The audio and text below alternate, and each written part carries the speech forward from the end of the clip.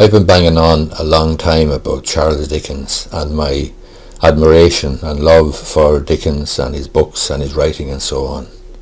And I didn't think any other writer in the English language, from my perspective, would come close to Dickens.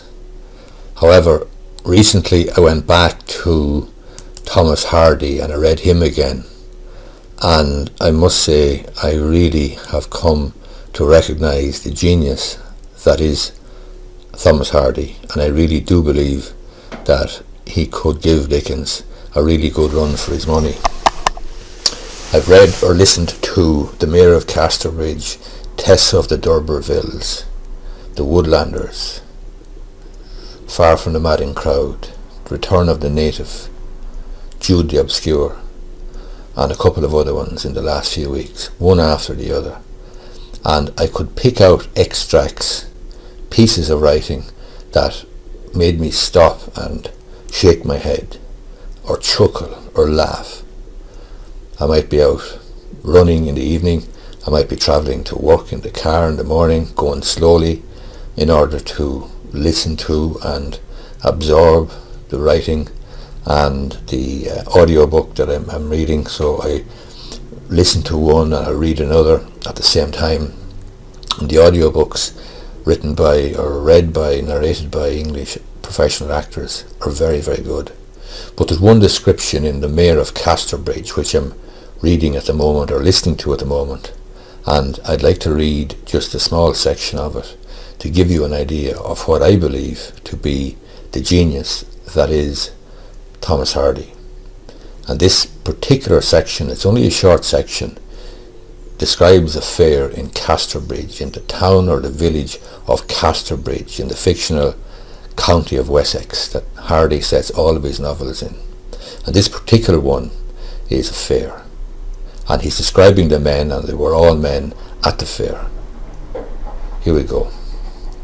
All overclothes here were worn as if they were an inconvenience, a hampering necessity.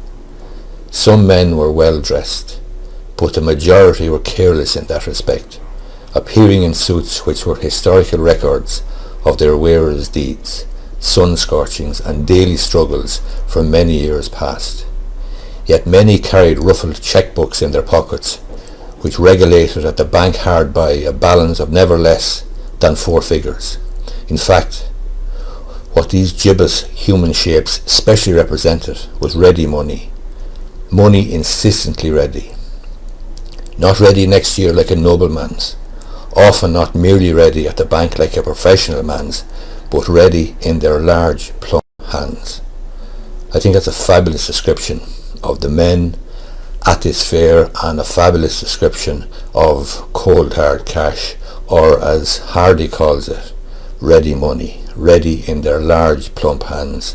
I think it's a fabulous description as well, because we all know older people down through the years who would have worn suits, and worn suits for 20 years perhaps in their ordinary everyday life, and the suits would have been, like Hardy's description here, would have been historical records of their wearers' deeds, sun-scorchings and daily struggles for many years past.